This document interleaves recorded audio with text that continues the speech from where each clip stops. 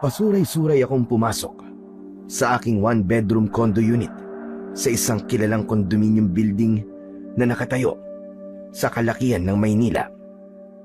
Wala sa ayos ang itsura ko.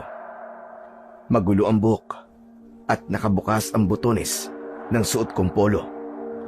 Binuksan ko ang ilaw at nakita ko ang matalik kong kaibigan na si Jun na natutulog sa sofa habang nakabukas ang telebisyon. Nagising siya sa pagdating ko at pupungas-pungas siyang tumayo. Oh, Basil, nakauwi ka na pala. Aba, 4:00 na pala na madaling araw ah. Ano nangyari sa'yo? Lasing na lasing ka. Malamang nagbarako at nag-inom. Ano pa ba magiging reason kung bakit ako lasing?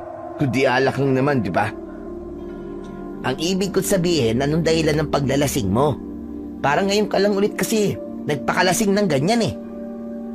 Hindi ko muna sinagot ang tanong ni Jun. Nahihilo akong umupo sa sofa. Sumandal ako at ipinikit ang aking mga mata. Jun, tol, pwede bang ipagtimpla mo ako ng kape? Yung sobrang tapang ah. Yung kaya akong ipaglaban. Aba, may hugot ka pa ah. Sige, diyan ka lang, hintayin mo ako. Naramdaman ko ang pagpunta ni Jun sa kusina. Kinuha ko ang remote control ng TV at pinatay ko yon. Matagal na kaming magkaibigan ni Jun. Siguro ay halos 8 taon na rin. Nagtatrabaho ako bilang isang architect sa isang kilalang kumpanya, habang si Jun ay isang mechanical engineer sa isang manufacturing company. Masasabi kong komportable ang buhay ko. Wala akong iniisip kundi ang aking sarili dahil may kaya sa buhay ang aking pamilya. Hindi ko na kailangan magbigay sa kanila ng pera. O tol, ito na ang pinapatimpla mong kape. Inumin mo na yan ha, habang mainit pa, para naman may masmasang ka kahit konti. Kinuha ko mula kay Jun ang tasa ng kape. Umupo si Jun sa tabi ko habang nakatingin siya sa akin. Ano ba kasing nangyari, tol? Bakit ka naman nagpakalasing ng sobra? Jun, tignan mo nga ako. Sabihin mo nga, pangit ba ako, tol? Hindi. Sino naman nagsabi sa'yong pangit ka? Kapalit-palit ba ako, ha, tol? Hindi rin. Sandali. Huwag mong sabihin na may hindi magandang nangyari sa inyo ni Danica. Hindi talaga maganda, tol. Nakipag-break sa akin si Danica. Nakipag-break siya, tol. Ano? Bakit at paano? Saan? Kailan? Ang dami mo naman tanong. Ay, sorry. Nagulat ako sa sinabi mo eh. Bakit nga siya nakipag-break sa'yo? Hindi ba plano mo na mag-propose sa kanya next week? Nagpaplano na tayo eh. Kung paano ka magpo-propose sa kanya, hindi ba? Wala eh. Nahuli ako eh. Nahuli na paano? Nahuli niya ako may chinachat na ibang babae. Hindi ba? Dinalaw ko siya kanina sa apartment niya.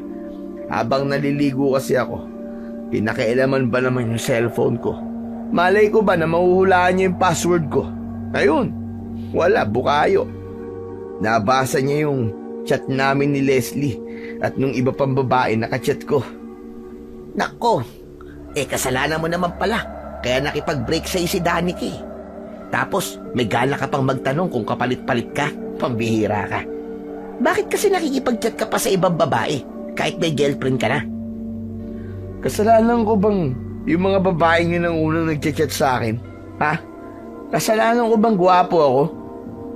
Ayokong isipin nila na snub ako. Kaya nagre-reply ako sa kanila.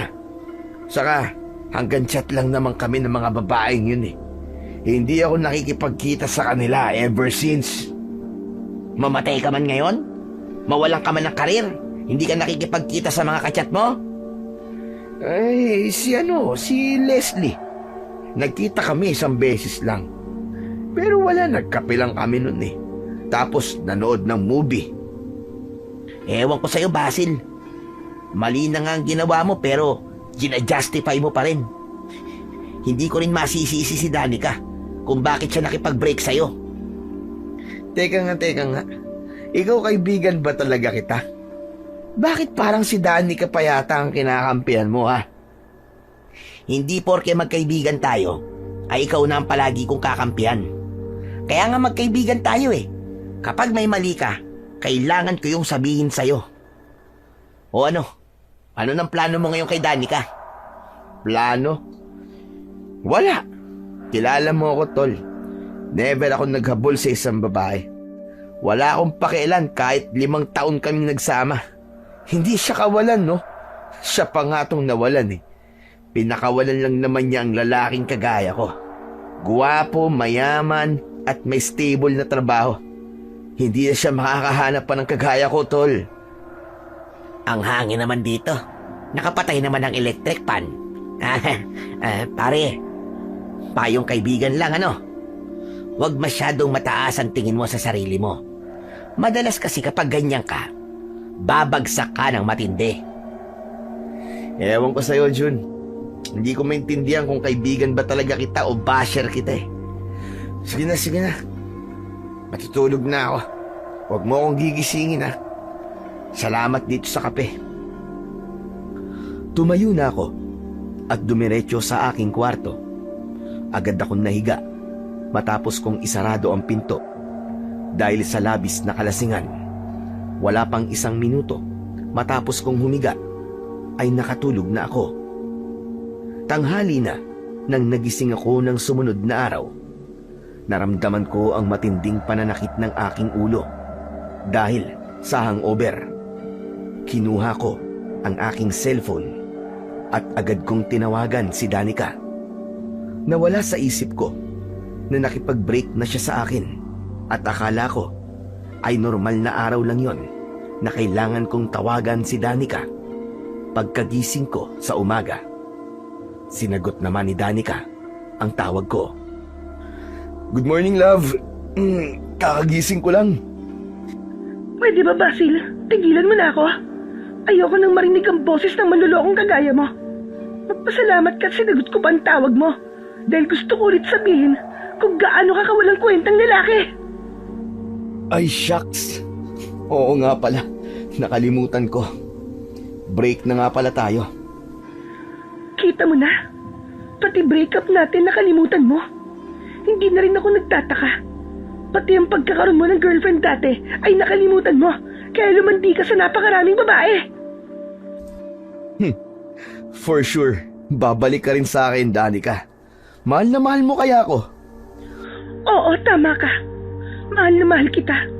Pero mas mahal ko ang sarili ko. At huwag mong isipin na babalik pa ako sa'yo. Dahil pauwi na ako sa probinsya namin. Hindi mo na ako masusundan, Basil. Goodbye! Biglang pinutol ni Danica ang tawag. Nanlamig ako nang malaman na pauwi na pala si Danica sa kanilang probinsya. Ibig sabihin, hindi ko na siya makikita dahil wala na siya sa Maynila. Pero inisip ko na ano bang mawawala sa akin kung nagpapakalayo-layo na si Danica at hindi ko na siya makikita. Isa lang ang ibig sabihin nun, malaya na ako. Wala na akong iisipin kahit ilang babae ang landiin ko. Naisip kong mas masaya yon dahil iba't ibang babae ang pwede kong i-date. Ngunit makalipas ang ilang minuto ay may lungkot na bumalot sa akin. Bumalik sa alaala ko ang mga panahong kasama ko pa si Danica. Sobrang maalaga ni Danica sa akin. Ipinagluluto niya ako dahil madalas ay sa labas ako kumakain. Kapag may sakit ako, ay siya ang nag-aalaga sa akin. Nung mga panahon na nahihirapan akong maghanap ng trabaho, ay siya ang tumutulong sa akin sa pag-a-apply at paghahanap ng kumpanya kung saan ako pwedeng mag-apply. Napaupo ako sa gilid ng kama at napahawak sa aking ulo. Doon na pumasok sa utak ko na ako ang nawalan at hindi si Danica.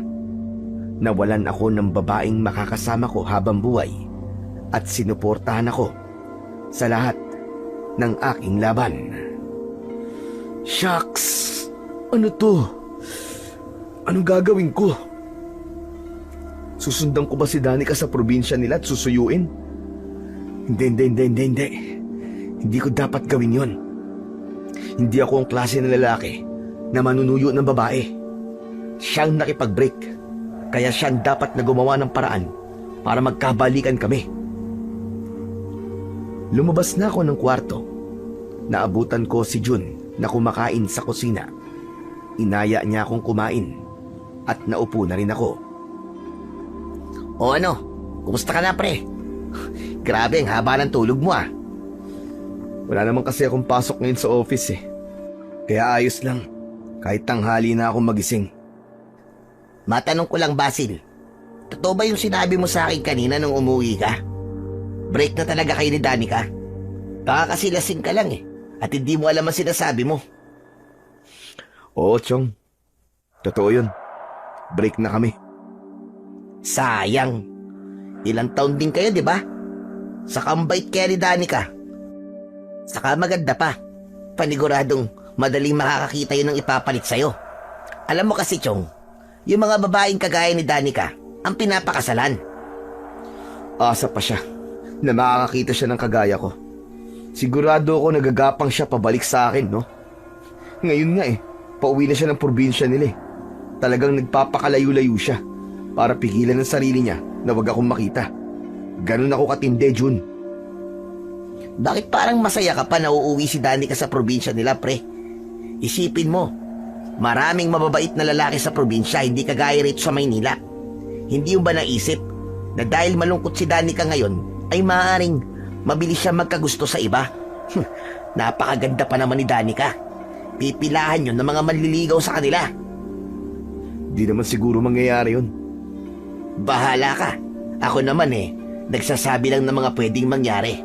Baka kasi sa uli, magsisi ka bigla. Natigilan ako sa sinabing ni Jun. Kinabahan at natakot ako sa mga posibleng mangyari kay Danica sa probinsya nila. Isipin mo pre pagdating pa lang ni Danica sa probinsya nila, ay pagkakaguluhan na siya kagad ng mga tao. Kasi babalik siya ron na napakaganda na. Liligawan siya ng maraming mga lalaki tapos may sasagutin siya ron na isang lalaki syempre. Mabubuntis siya at magpapakasal sila. Pero sa bagay, hindi talaga kawalan sa'yo si Danica, di ba? Makipag-date ka na lang sa isa sa mga babae na kachat mo. O kaya, pagsabay-sabayin mo sila kung gusto mo. Mukhang kaya mo namang gawin yun eh. Bigla akong tumayo at nagmamadali kong kinuha ang cellphone ko sa kwarto. Bumalik ako sa kusina at muling naupo. O anong gagawin mo, Basil? I-chat mo na ba ang mga babae mo? Hindi. Magbubook ako ng flight. Susundan natin si Danica sa Aklan. Teka, sandali. Natin? Ibig sabihin kasama ako? Malamang. Kailangan ko ng backup Kailangan ko suyuin si Danica. Hindi pwedeng mapunta siya sa iba. Huminahon ka nga. Hindi ako pwedeng umabsent, no? Pwede kang umabsent. Tutulungan mo ako sa pagsuyo kay Danica. Magdahilan ka na lang doon sa company niyo. Ikaw na ang bahalang mag-isip. Oh, ayos. May nabook na akong flight. Mamayang hapon ang alis natin, kaya mag-impake na tayo. Grabe ka. Talagang ikaw na ang nagdesisyon para sa akin, ha? Ni hindi mo man lang ako tinanong kung gusto ko man sumama sa'yo. Close kayo ni Danica kaya baka maging madali ang pagsuyo ko sa kanya kapag kasama kita. Akala ko ba'y okay lang sa'yo na hindi kayo magkakabalikan ni Danica? Kung ano-ano kasing sinabi mo sa mga pwedeng mangyari. Saka, na-realize ko na hindi ko kayang mawala si Danica sa buhay ko. Chong, si Danica lang ang tanging babae na nagtiis sa mga kagaguhan ko. Siya ang kasama ko sa pinakamababang bahagi ng buhay ko. Baka kapag pinakawalan ko pa siya, ay hindi na ako makakahanap ng babaeng kagaya niya. Mabuti naman at natauhan ka na rin sa wakas. Ay nako, sige na nga. Total, boto ko kay Danica para sa'yo. Kaya sasamahan kita sa pagpunta sa Aklan. Basta ikaw ang bahala sa lahat ng gastos ko, ha? Oo na, akong bahala sa lahat. Basta sumama ka lang sa akin. Ayos. Kung ganun mag-i-empake na ako. Nang sandaling yon, ay wala na akong ibang gustong mangyari, kundi ang magkabalikan kami ni Danica. Hindi ko kasi kayang makita na kasama siya ng ibang lalaki. Napagtanto ko na sa pagkakataong yon ay malaking kawalan si Danica sa buhay ko. Pagsapit ng hapon ay nasa airport na kami ni June. Nang nakasakay na kami sa eroplano ay bigla akong kinabahan dahil wala akong alam sa maaaring mangyari kapag nagkita kaming muli ni Danica. Basil, ano ba? Relax ka lang. Halatang kabadong-kabado ka Namumutlay ang mukha mo, para kang uminom ng suka. Paano hindi ako kakabahan, tol? Wala akong ideya kung babalikan pa ba ako ni Danica sa gagawin kong ito o hindi. Saka, alam mo namang wala sa bokabularyo ko manuyo Wala kang magagawa kundi gawin ito kung ayaw mong mawala si Danica sa'yo ng tuluyan. Saka ikaw ang may kasalanan Kaya ikaw ang dapat mag-effort. Sa bagay, ganun talaga. Kapag mahal mo ang isang babae, dapat ipakita mo sa kanya na nag-e-effort ka. At saka, kung mahal mo talaga ang isang babae, hindi mo dapat siya lokohin sa una pa lang. Sige lang. Ipaalala mo pa sa akin ang pagkakamali ko. Aba, dapat lang na ipaalala ko sa iyo ng paulit-ulit. Tingnan mo nga nangyari. Kung hindi ka nakipag-chat sa napakaraming babae, di sana wala tayo ngayon sa eroplano. Hindi sana tayo mag-emergency leave sa trabaho. Hayaan mo na nga. Isipin mo na lang na bakasyon to. Alam ko, malapit lang ang Boracay sa baryo ni Danica. Malay mo, after namin magbalikan mag-Boracay tayo, di ba? Uy, ayos yan. Basta libre mo Tamang-tama. Hindi pa kasi ako nakakapunta sa Boracay Oo na. Ano pa bang magagawa ko kundi ang ilibre ka? Kasi inabala kita Bahagyang natawa si June sa sinabi ko na yon. Maya-maya pa ay nakatulog na si June, kaya wala na akong nakausap.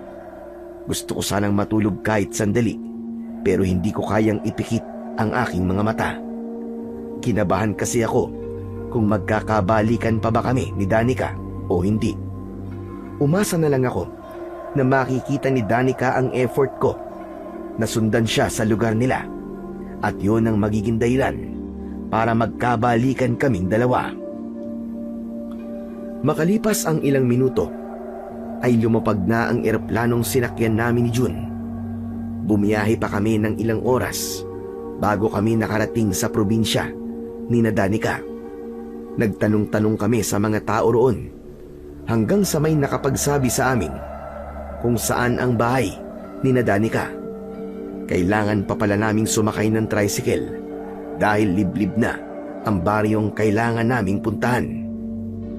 Kahit malapit ng mag-alas 12 ng hating gabi ng oras na yon, ay bumiyahe pa rin kami ni June.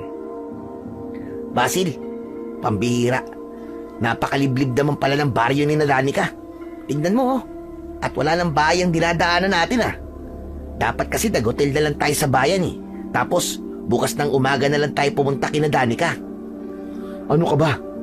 Mas okay nga na ganitong oras tayo magpunta sa kanila para makita niya na kahit hating gabi na o madaling araw, ay pupuntahan ko pa rin siya sa kanila. Saka, para magmukha tayong kaawa-awa. Puro ka namang kadramahan sa buhay Sa pagkakakilala ko kay Danica, hindi mo yun makukuha sa pagpapaawa mo.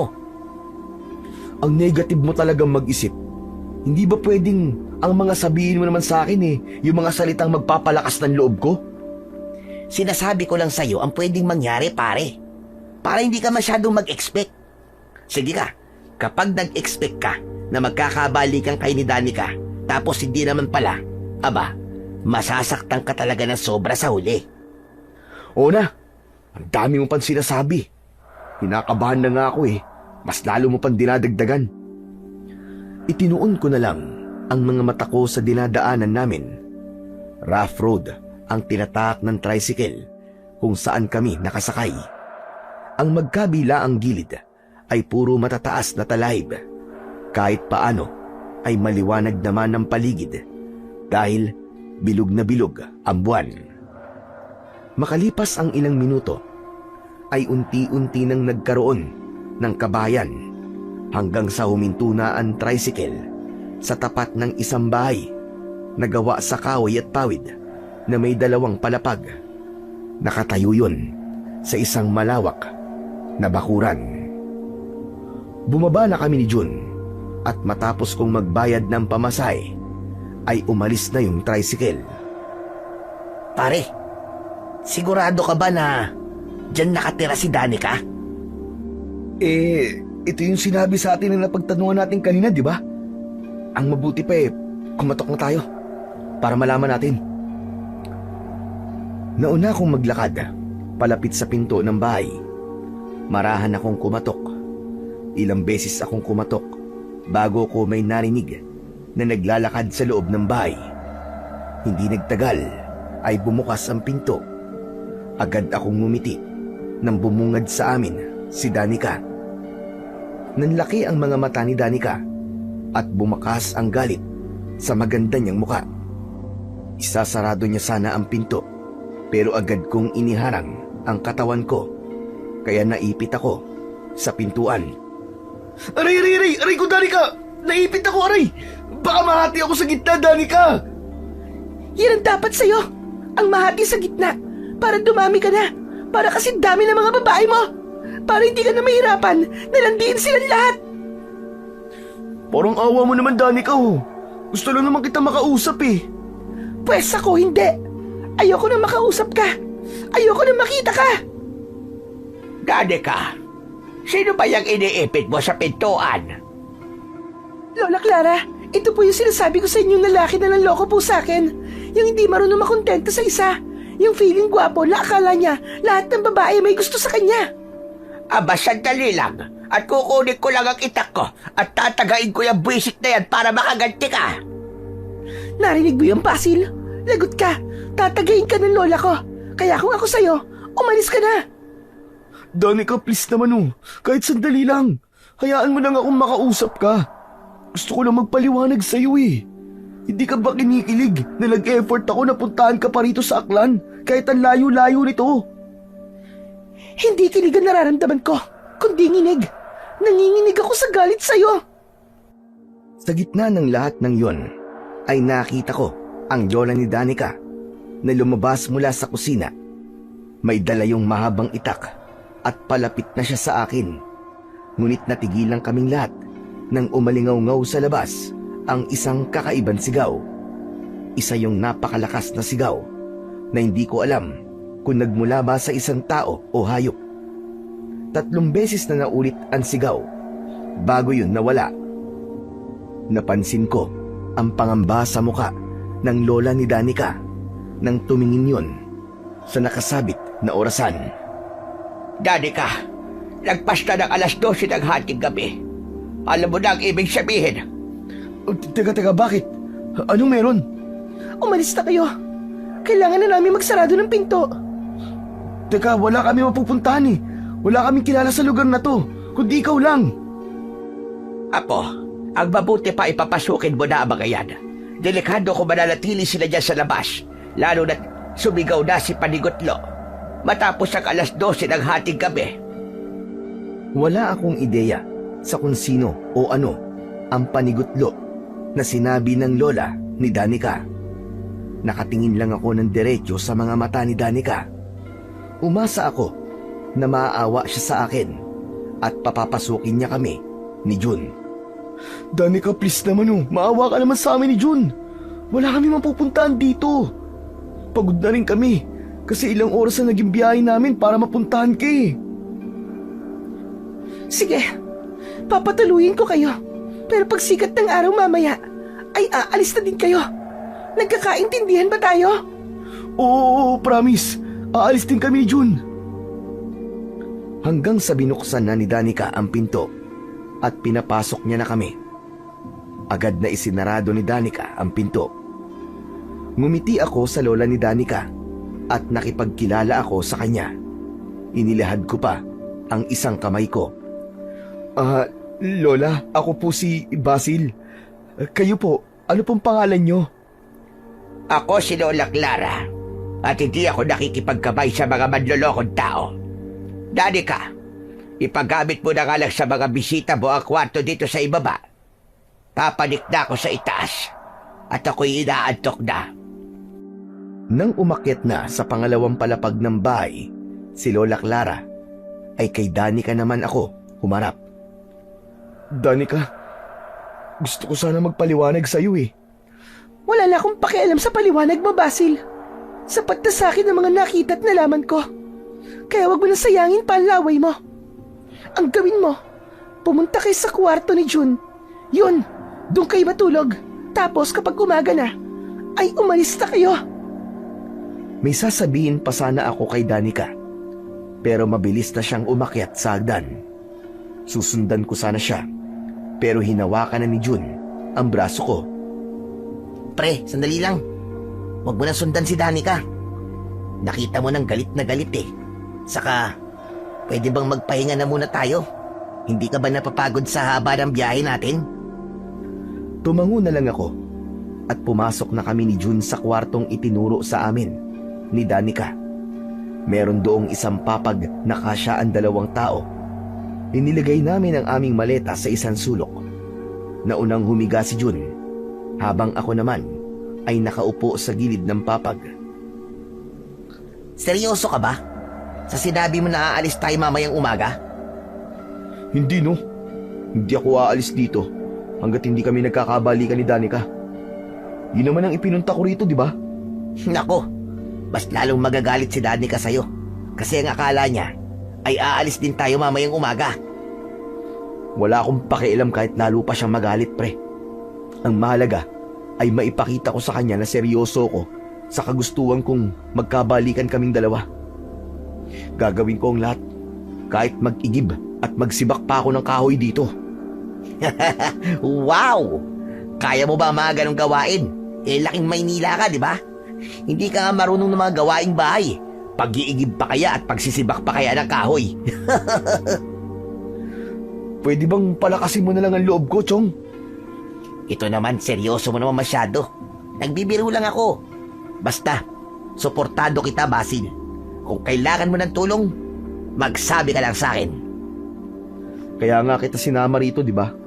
Para tulungan ako na balikan ako ni Danica. Sa bagay, basta magburakay tayo kapag nagkabalikan na kayo, ha? Oo na. Ako nang bahala sa'yo. Sige na. Matulog ka na dyan. Mamaya pa ako eh. Di pa ako inaantok. Okay, inaantok na talaga ako, pre. O siya, sige na. Good night. Tumalikod na si June ng higa. Ako naman ay binuksan ko ang bintana at nagsindi ako ng sigarilyo. Inisip ko kung ano ang mga dapat kong gawin para muling makuha ang tiwala ni Danica.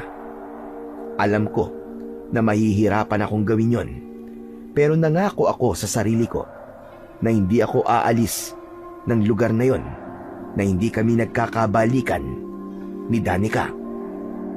Pagsapit ng umaga, nagising ako dahil sa tilaok ng manok. Tulog pa rin si June sa tabi ko. Tumayo ako at binuksan ko ang bintana. Pasikat na ang araw at unti-unti nang kumakalat ang liwanag sa paligid.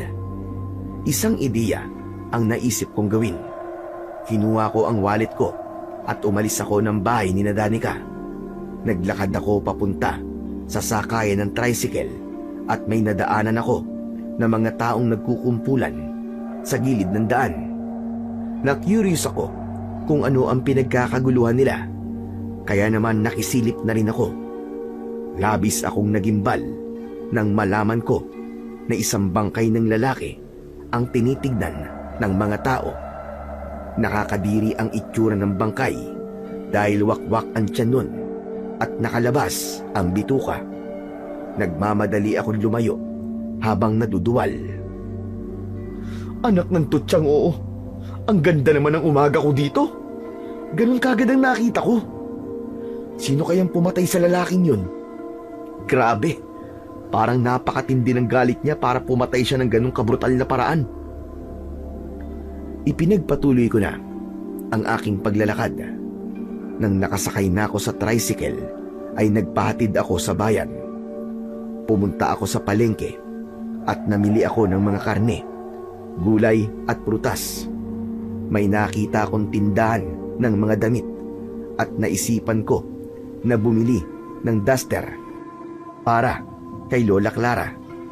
Natuwa ako nang may nagtitinda rin ng mga bulaklak, kaya bumili na rin ako. Okay na siguro itong mga binili ko. Kailangan ko nang bumalik kina Danica.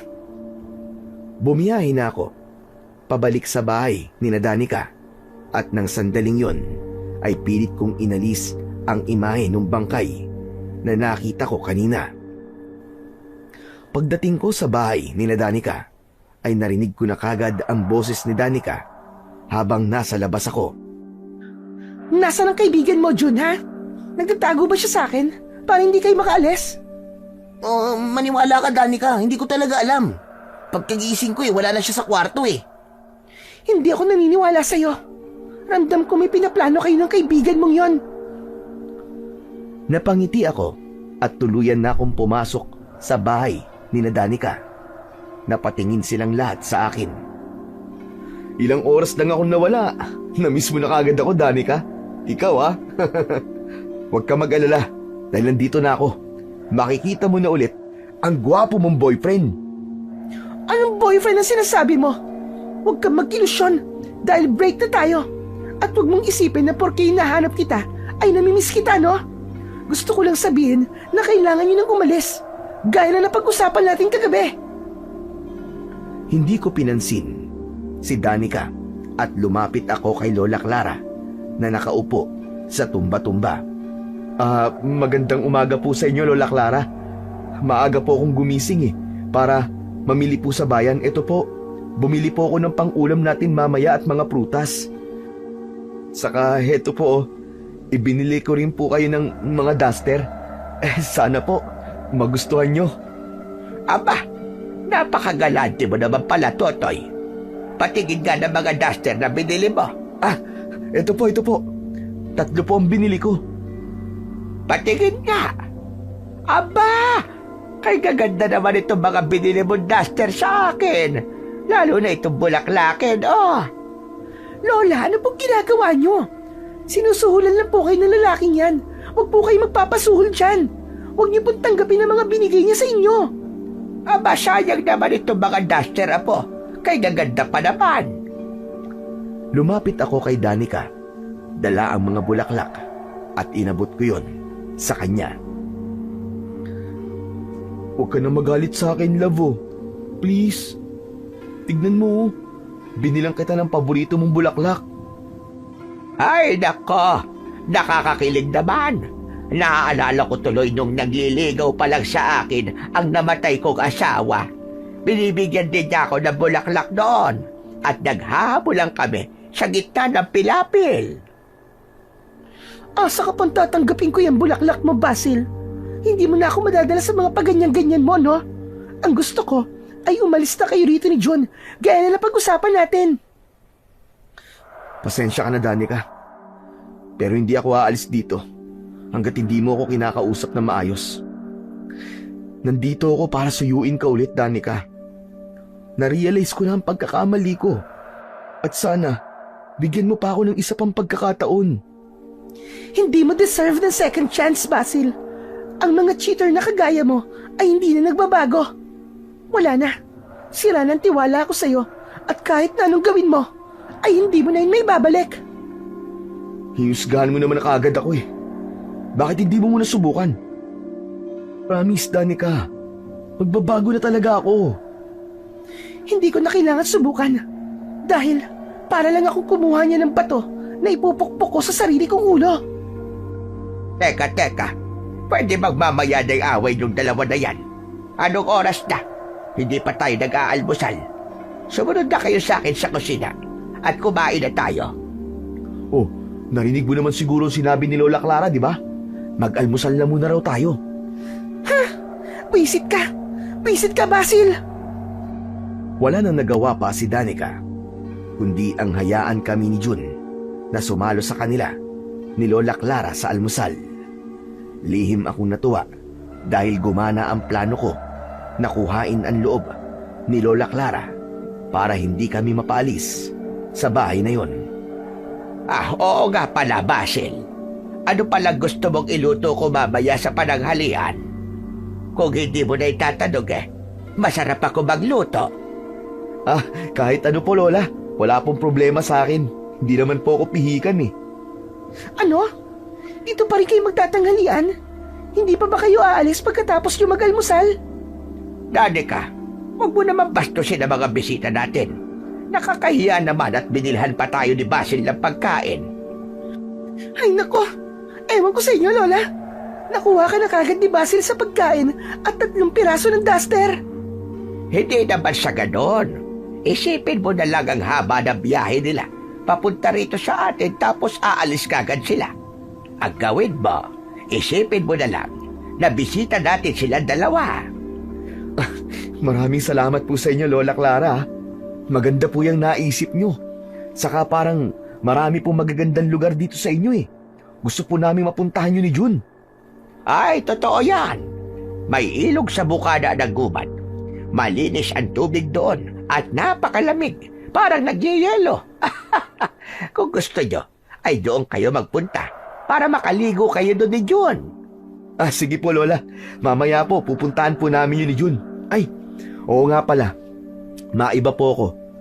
Pasensya na po kung ngayon ko po itatanong habang kumakain po ako. Mangyaring kanina po kasi, nang papunta po ako sa may bayan, may nadaanan po ako mga taong nagkakagulo. Yun nga nakita ko po na kaya sila nagkakagulo ay dahil may bangkay po ng lalaki. Hindi ko na lang po i-describe ko anong itsura, no?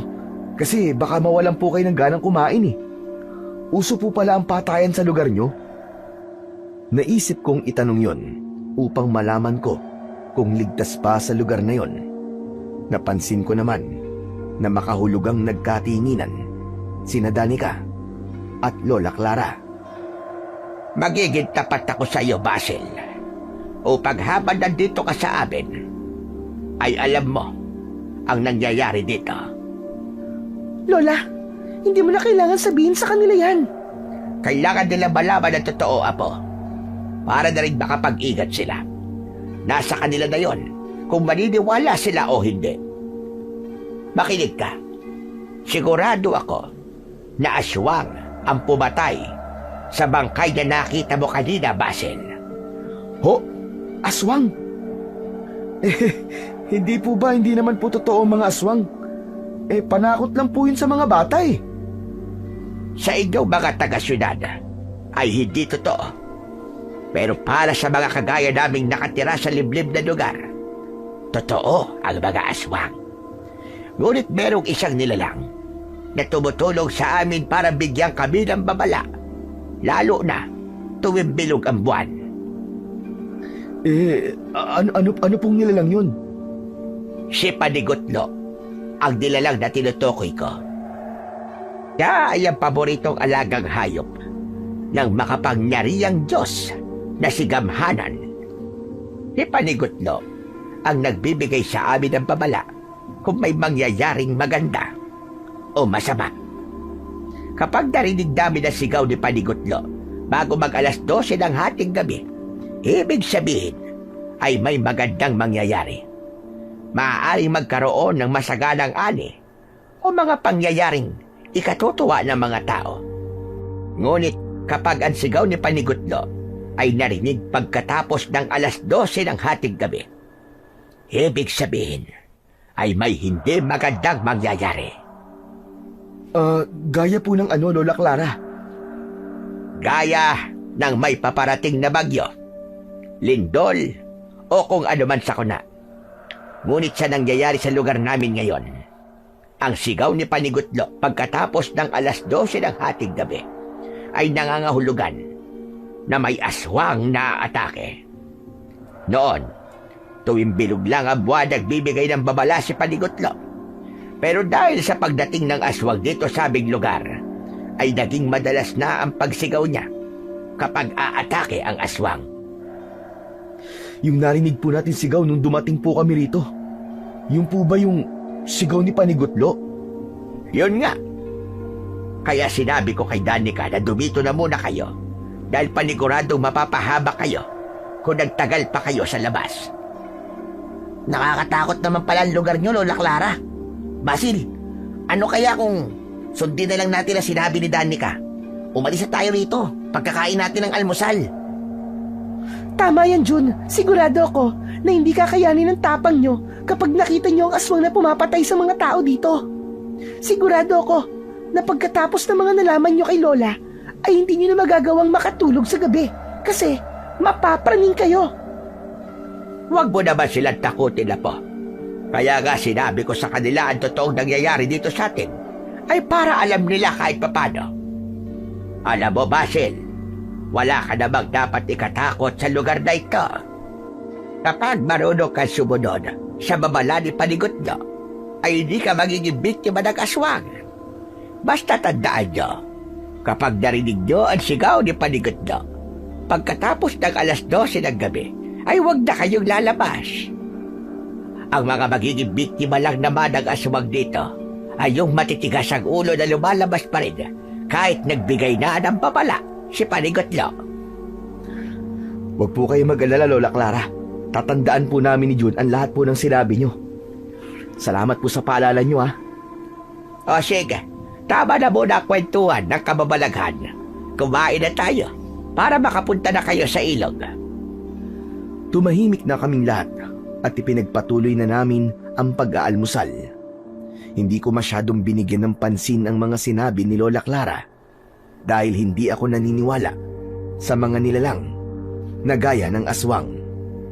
Sa palagay ko rin ay isa lamang alamat ang tungkol kay Panigutlo. Ganun naman talaga sa mga liblib na lugar. Maraming pinaniniwalaang mga nilalang kahit hindi naman totoo. Matapos makapag-almusal, ay nagtungo na nga kami ni Jun sa sinasabing ilog ni Lola Clara. Itinuro sa amin ni Lola Clara ang daan papunta roon at hindi naman kami nahirapan na hanapin yon. Totoo ang sinabi sa amin ni Lola Clara. Sobrang linis at malinaw na malinaw ang tubig sa ilog. Napakalamig din ang tubig pero nakaka-relax yun. Pare, naniniwala ka ba sa mga sinabi sa atin ni Lola Clara kanina? Yung tungkol sa aswang at dun sa, ano nga bang tawag dun, panigutlo? Hindi, no. Nagkunwari lang ako naniniwala kasi baka ma-offend siya, syempre. Dayo tayo sa lugar na to, kaya dapat marunong tayong igalang ang kanilang paniniwala o tradisyon. Pero sabi mo kanina, may nakita kang pinatay na lalaki. Tapos nung dumating tayo, ay narinig natin ang sigaw ni Panigutlo pagkatapos ng 12:00 ng hating gabi, di ba? Ibig sabihin, may posibilidad na aswang talaga ang pumatay doon sa lalaki. Sige nga, paano yun may papaliwanag? Sus! Nagkataon lang yun, Jun. Huwag mo nang binibigyan ng kahulugan ng mga nangyayari sa paligid mo, pare. Hindi tayo makakapag-enjoy sa lugar na to kung hahayaan mong lamunin ka ng takot. Teka, sandali nga. Parang ang ganda magpunta sa gubat, Chong, ha? Hoy! Huwag tayo magpunta dyan. Baka mamaya may mababangis pang hayop dyan . Hindi ka nga mamamatay sa aswang, sa mabangis naman na hayop. Alam mo, ha? Ngayon ko lang nalaman na matatakotin ka pala. Saka mas maganda nga kung may mabangis na hayop . Alam mo kasi, Chong, noon ko pa gustong manghunting ng hayop . Umalis ako sa ilog at nagtungo ako papasok sa gubat. Doon ko mas nakita ang ganda ng gubat na yon dahil napakaraming matataas na puno at makakapal na halaman. Naisip ko na maaaring tama ang sinabi ni Jun na meron doong mababangis na hayop. Kaya mas na-excite ako dahil gusto ko talaga ang maghunting ng mga hayop sa gubat. Maya-maya pa ay bumalik na kami ni Jun sa bahay ni Danica. Nagbanlaw kami sa poso na nasa likod ng bahay nila. Habang abala kami ni Jun sa pagkuskus ng aming katawan, ay lumapit sa amin si Danica. Basil, gusto kong mag-usap tayo ngayon. Grabe ka, ha? Talagang sinaktong naliligo ko para kausapin ako, ha? Bakit? Namimiss mo na bang Makita ulit ang macho kong katawan, ha? Pwede ba, kahit konti, ay boss, bawasan mo naman yung kayabangan mo. Seryoso ako, Basil. Umalis na kayo rito. Kung ang gusto mo ay makipagbalikan sa akin ngayon pa lang, ay sinasabi ko na sa'yo na hindi na yun mangyayari. Sana, irespeto mo na lang ang desisyon ko. Sorry, pero gaya ng sinabi ko, ay hindi ako aalis dito. Nang hindi mo ako binabalikan. Ayokong mauwi sa wala ang effort namin ni Jun para puntahan ka rito. Bakit? Wala naman ako sinabing sundan mo ko rito Sarili mong kagustuhan yun. Kahit na be. Saka, gusto ko sanang ligawan ka ulit, Danica eh. Sana naman bigyan mo pa ako ng isang chance. Saka, unang beses ko pa lang namang ginawa yun Danica, please. Magbabago na ako. Promise. Tama ka. Unang beses mo palang ginawa. Pero maaari pang masundan niya na mas marami pang beses. Hindi na. Pangako, Danica, hindi na yung mauulit. Tao lang ako, nagkakamali. Hindi ko yun sinasadya. Pwede ba? Huwag mong gamitin sa akin yung gasgas na palusot na tao ka lang. Kaya nagkakamali ka. Saka nang hindi sinasadya, ha? Ano yun? Hindi sinasadyang nag-type ka ng message sa mga babaeng yun? Isa pa, alam mo na nangyari sa amin ng ex ko, di ba? Alam mo niloko niya ako ng paulit-ulit. Sinabi mo sa akin na hindi mo gagawin yun sa akin kasi mahal na mahal mo ko. Pero anong ginawa mo, Basil? Anong ginawa mo? Ginawa mo rin ang ginawa niya sa akin. Kaya tama na, ang isang beses na niloko mo ko. Hindi ko nahahayaan na mapunta ulit ako sa sitwasyon na paulit-ulit ako niloloko ng isang lalaki at nagbubulag-bulagan ako. Hindi na ako nakapagsalita sa mga sinabi ni Danica. Pakiramdam ko ay nadurog ang puso ko nang may mga luhang naglandas sa magkabilaan niyang pisngi. Nagmamadali siyang tumalikod at naglakad palayo. Tinapik ni Jun ang balikat ko. Pre, siguro naman ay natauhan ka na sa mga sinabi sa'yo ni Danica. Mas maganda siguro kung bigyan mo muna siya ng oras na makapag-isip-isip. Huwag mo siyang i-pressure na balikan ka, lalo na't sariwa pa ang sugat niya na ibinigay mo sa kanya. Hindi pare, hindi tayo aalis dito. Ano? Pagkatapos ng mga narinig mo kanina, ay hindi pa rin tayo aalis? Kilala mo ko, Jun. Kapag gusto ko, nakukuha ko. Ay nako, ewan ko sa'yo. Hindi ko na alam magagawin ko para ma-realize mo na ayaw na talagang makipagbalikan ni Danica sa'yo. Imbis na panghinaan ng loob, ay mas lalong tumindi ang kagustuhan ko na magkaayos kami ni Danica dahil sa mga sinabi sa akin kanina. Ngunit matapos naming maligo ni Jun, ay nagulat kami nang nakita naming nasa sala na ang mga maleta namin. Naroon si Danica at katabi niya si Lola Clara. Pasensya ka na, Basil. Pero hindi ko napapayag ang apo ko na manatili pa rito kayo. Mas makakabuti na irespeto mo na lang ang desisyon niya. Ako na naglabas ng mga gamit nyo para hindi na kayo mahirapan. Magbihis na lang kayo tapos umalis na kayo. Parang awa mo na, Basil. Huwag mo nang gawing mahirap para sa ating dalawang lahat. Gawin mo na lang ang gusto ko. Kaya nga ako umuwi dito ay para makapag-move on at makalimot. Tapos susundan mo ko rito? Ano ka ba naman? Kung yan talaga ang gusto mo, ay aalis na kami ni Jun sa bahay niyo. Maraming salamat sa ilang araw na pinatuloy niyo kami rito. Kumuha lang kami ni Jun ng damit namin at nagbihis na kami. Matapos yun, ay nagpaalam na kami kina Danica at Lola Clara. Mabigat ang loob ko nang lumabas kami ng bahay ni Danica. Habang naglalakad kami, ay patuloy akong nag-iisip sa kung ano ang sunod kong gagawin. Mabuti naman at natauhan ka na, pre. Akala ko talaga magtatagal pa tayo sa lugar na to Ay, sa wakas, makakabalik na tayo sa Maynila. Namiss kong mag-mall at ang aircon sa kondo. Sa bahay lang ni Danica tayo umalis, pre. Pero hindi sa baryong ito. Ha? Anong ibig mo sabihin? Hindi pa rin ako sumusuko, Jun. Susuyuin at liligawan ko pa rin si Danica. Ramdam ko na nagpapakipot lang siya. Baka nga, pagsubok niya lang sa akin to eh. Sinusubukan niya lang siguro ako kung hanggang saan ang kaya kong gawin para sa kanya, o di ba?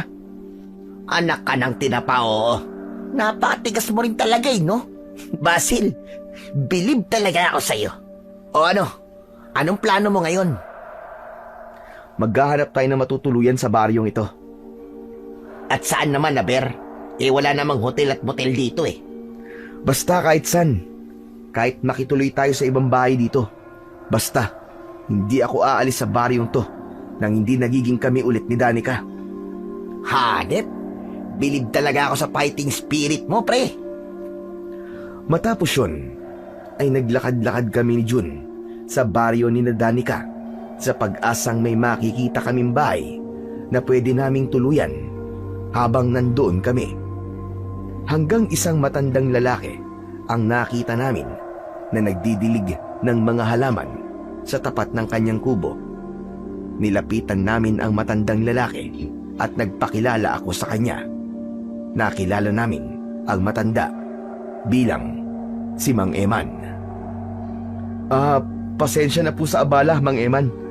Pero magbabakasakali lang po sana kami ng kaibigan ko si Jun na baka naman po pwede po kaming makituloy po sa bahay nyo. Kahit po sana 1 linggo muna.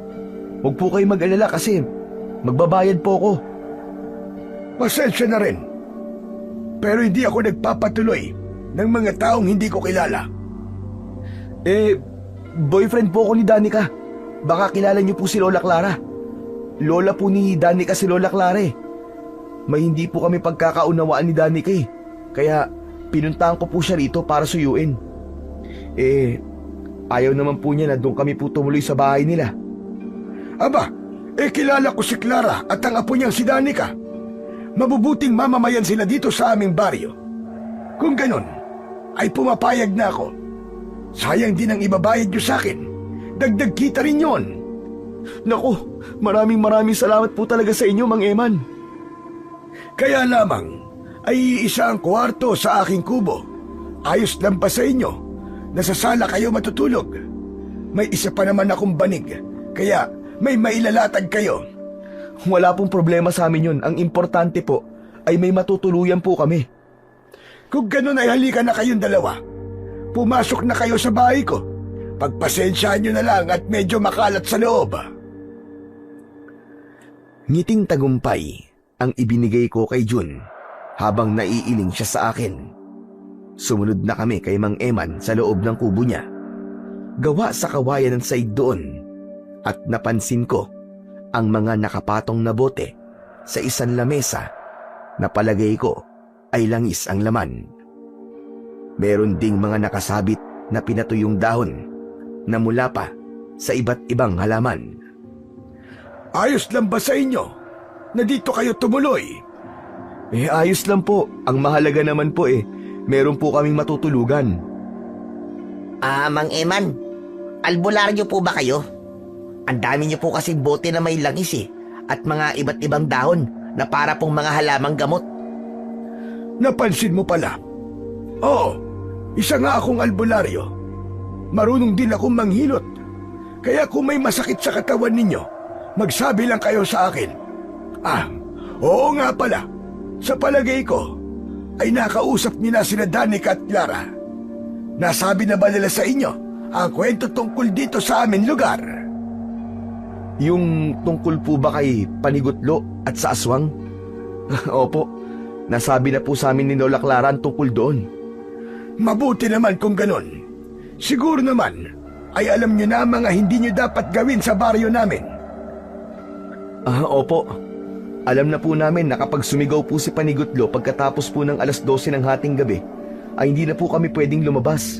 Dahil nga po, may sasalakay daw pong aswang. Alam nyo na pala.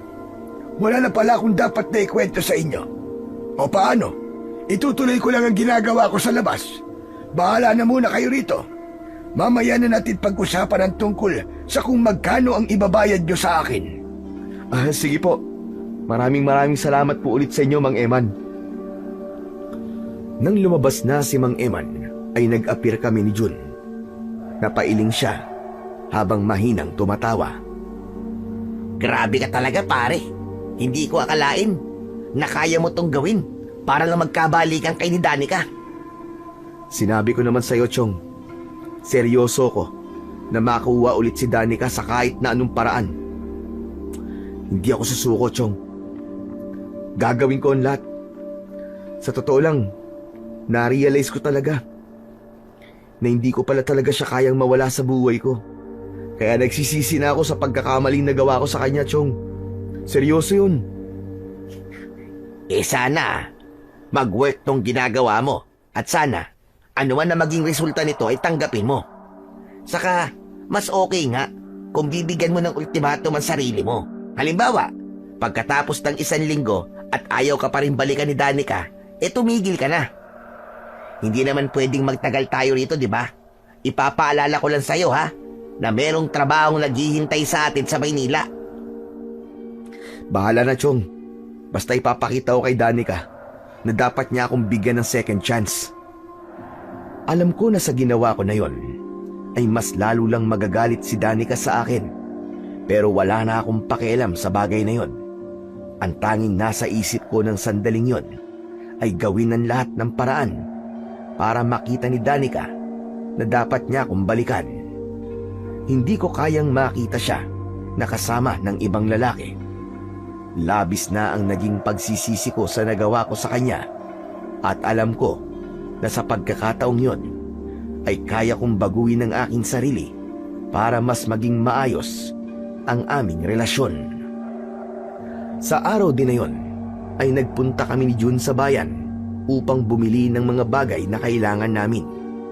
Bumili na rin kami ng mga pagkain sa palengke para meron kaming ambag sa bahay ni Mang Eman. Dahil ayaw pa naming umuwi, ay naglakad-lakad kami sa bayan hanggang sa isang tindahan ng mga lumang baril ang nakita ko. Nang nakita ako ni Jun na palapit sa tindahan na yon, ay bigla niya akong hinawakan sa braso. Pre, huwag mong sabihin na bibili ka ng baril. Parang awa mo na. Hindi sagot ang karahasan sa lahat ng problema natin sa buhay. Ano ba pinagsasasabi mo, Jun? Hindi ba kaya ka bibili ng baril eh? Kapag hindi na talaga nakipagbalikan sa'yo si Danica, ay babarilin mo na lang siya? Ganyan yung mga napapanood ko sa balita eh. Pambira ka, huwag mong gagawin yun, ha? Hoy, sira ulo. Alam mong OA mo. Sa tingin mo kaya kong gawin yung kay Danica? Bakit bibili ka ng baril? Anong gagawin mo? Aha, alam ko na. Babarilin mo yung mga lalaking magtatangkang manligaw kay Danica, no? Sira ulo. Gagawin mo pa akong kriminal. Ang ganda-ganda ng buhay ko tapos papatay ako ng tao para makulong ako. Loko-lokon to. Hindi ba ang sabi ko sa'yo ay mukhang maraming mababangis na hayop dun sa gubat? Bibili ako ng baril kasi mga hunting ako ron mamayang gabi. Doon ko ilalabas ang stress ko. Saka malay mo, mapahanga ako si Danica kapag nalaman niya na magaling pala akong mangaso. Iisipin niya na may alam din pala ako sa mga gawain ng mga taga-baryo, di ba? Ang dami mo talagang alam. Bahala ka na nga. Malaki ka na at alam mo na ang ginagawa mo. Nagtanong ako sa tendero ng baril kung ano ang magandang baril para sa panghahanting at isang shotgun ang nirekomenda niya sa akin. Walang patumpik-tumpik na binili ko ang naturang baril at bumili na rin ako ng maraming bala. Pagdating namin sa bahay ni Mang Eman ay nagulat ang matandang lalaki sa dala kong baril. Aba, bakit may baril ka? Saan mo gagamitin yan? Mga hunting po ko sa gubat mamayang gabi. Akala ko naman saan mo yan gagamitin. Magandang ang mga aso sa gubat namin dito. Maraming baboy ramo roon. Pero mag-iingat ka. Huwag mong kakalimutan na kapag narinig mo ang sigaw ni Panigutlo pagkatapos ng 12:00 ng hating gabi, ay kailangan mo nang bumalik dito. Opo, hindi ko po yung kakalimutan, Mang Eman. Matapos yun, ay nagpunta naman ako sa bahay ni Danica upang dalhin ang mga pagkaing binili ko para sa kanila ni Lola Clara. Nang nasa labas na ako ng bahay nila, ay saktong lumabas si Danica at nagulat siya pagkakita sa akin. Oh, ano pang ginagawa mo rito? Ang akala ko ba umalis ka na? Sa bahay niyo lang ako umalis, pero hindi dito sa lugar niyo. Nakikitira kami kay Mang Eman. Siguro kilala mo naman siya. At talagang inabala niyo pa si Mang Eman, no? Ayos lang sa kanya. Ang totoo, masaya siya. Kasi may dagdag daw siya kita. Babayaran ko kasi ang pananatili namin ni Jun sa bahay niya. Danica, ginagawa ko to para ipakita sa'yo na seryoso ako sa kagustuhan kong makipagbalikan sa'yo. Ano ba? Tumigil ka na, Basil. Ako na nakikiusap sa'yo. Hindi na tayo magkakabalikan kahit kailan. Kahit tumambling ka pa at mag-split ka pa sa harapan ko. Basta. Hindi ako susuko hanggat nararamdaman kong mahal mo pa ako. Oo nga pala. Ibinili ko kay ni Lola Clara ng pang-ulam niyo mamaya. Kayo na ang bahalang magluto nito. Pwede bang tigilan mo ng pagsulo sa lola ko? Hindi na ako natutuwa sa mga ginagawa mo, ha? Hindi naman to suhol eh. Gusto ko lang makasiguro na may pagkain kayo. Anong tingin mo sa amin? Walang perang pambili ng pagkain? Umalis ka na nga. At sana, ito na ang huling beses na makikita ko yung pagbumuka mo. Malakas na isinarado ni Danica ang pinto na para bang doon niya ibinuhos ang lahat ng galit niya sa akin. Aray ko, parang tigri talaga kung magalit. Danica, my loves, iiwan ko na lang dito sa upuan ha. Itong pagkain ha. Inilapag ko na lang sa upuang nasa tabi ng pinto ang isang eco bag at saka ako naglakad pabalik sa bahay ni Mang Eman. Sa kabila ng ipinakita sa akin ni Danica, ay hindi ko pa rin naisipang sumuko sa dahilan kung bakit ako nasa lugar na yon. Kinagabihan, matapos naming maghapunan, ay naghanda na ako sa pagpunta sa gubat para mangaso. Sinabi sa akin ni Jun na gusto niya akong samahan at pumayag naman ako. Nang magpaalam na kami kay Mang Eman, ay nagpunta na kami ni Jun sa gubat. Ako ang may dala ng shotgun, habang si Jun ang sa flashlight. Naglalakad-lakad kami sa gitna ng gubat at umasa ako na may makikita akong baboy ramo o kung anumang hayop. Sigurado ka bang may makikita tayong hayop dito, Chong? Kanina pa tayo naglalakad, pero kahit kuneho, ay wala naman tayong nakikita. Loko ka, walang kuneho dito no. Baboy ramo ang hinahanap natin. Tapos kapag nakahuli ako ng isa, ay ibibigay ko kay Danica. Hanep, lahat talaga ng gagawin mo para lang magpabibo ka kay Danica, no? Siyempre naman, kailangan itry ko muna lahat ng paraan bago ako sumuko. Sa gitna ng paglalakad namin ay parehas kaming natigilan ni Jun nang may narinig kaming napakalakas na sigaw na hindi namin alam kung saan nanggaling. Nanlalaki ang mga matang tumingin si Jun sa akin. Hindi ba sigaw yun ni Panigutlo? Oo, ganun yung sigaw na narinig natin dati. Tignan mo nga dyan sarili mo kung anong oras na. 11:30 na. Kung ganun, ligtas tayo. Buti na lang at sumigaw si Panigutlo bago ang 12:00 ng hating gabi. Ibig sabihin, walang aswang na aatake. Ibig sabihin, magandang pangitain yan. Malay mo, swertihin ako at pumayag na si Danica na makipagbalikan siya sa akin. Baka yun na magandang mangyayari, Chong. Ayos! Talagang inagawan mo pa ang baryong ito, no? Hindi ba pwedeng sa lugar na to may magandang mangyayari at hindi sa'yo? Saka, akala ko ba, hindi ka naniniwala kay Panigutlo? Naniniwala na pala ako. Kasi, sumigaw siya bago mag 12:00 ng hating gabi. Gusto kong isipin na sign yun na may magandang resulta ang ginagawa kong ito. Oo na lang ako, sir. Hindi na kita kukontrahin, sir. Dami mo naman sinasabi. Tara na, para makahuli ako ng baboy ramo. Nauna na akong maglakad kay Jun, habang nakasunod naman siya sa akin. Tinalasan ko ang aking mga mata at pakiramdam. Gusto ko na kasing makahuli ng kahit na anong hayop para makauwi na kami ni Jun. Medyo nakakaramdam na kasi ako ng antok. Hanggang sa may nakita akong nagliliwanag na bagay sa hindi kalayuan. Nagtaka kami ng kaibigan kong si Jun kung ano yun, kaya mas lumapit pa kami roon.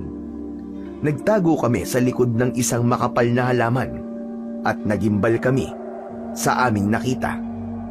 Isang may kalakiyang usa ang nakita naming tumatalon-talon sa madamong bahagi ng gubat na parabang naglalaro yun.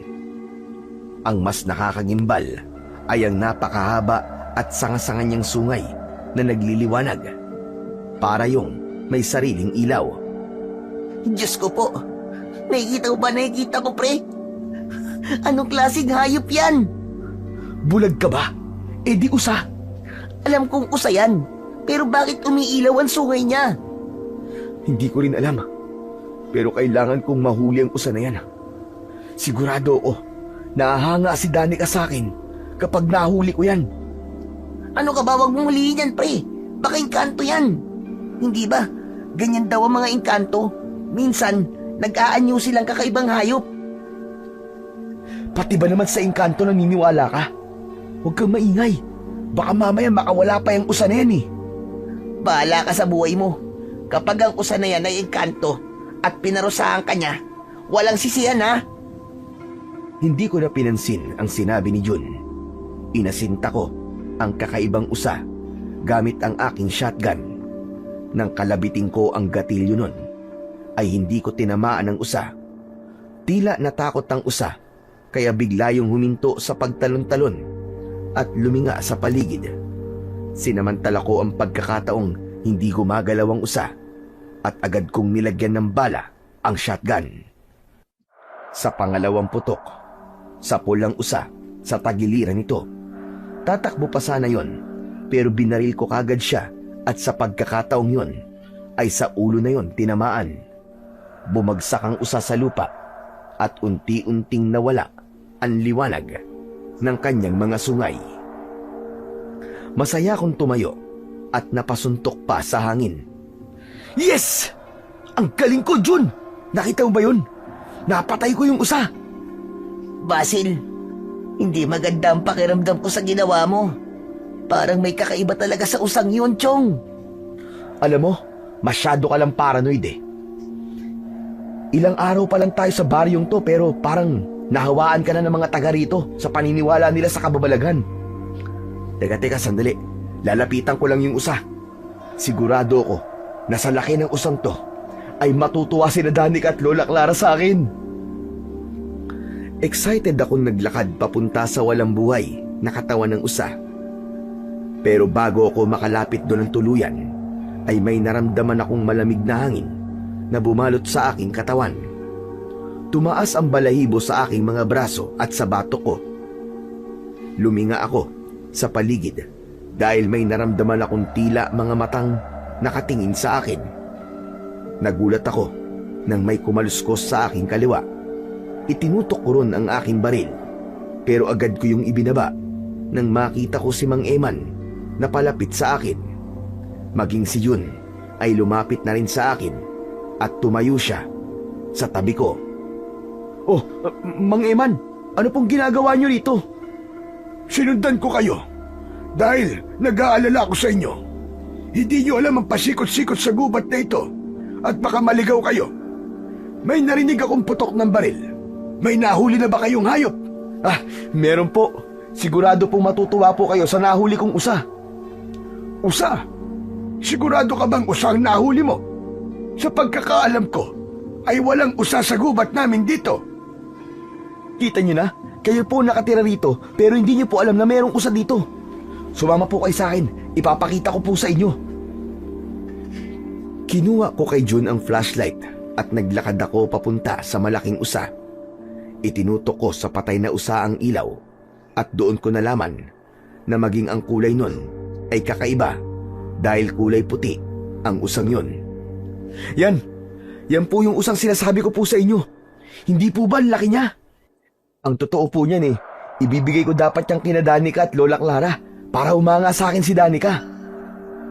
Napansin ko ang pagkakabigla sa muka ni Mang Eman. Nakanganga siya at nanlalaki ang kanyang mga mata. Inisip ko na namangha siya sa akin.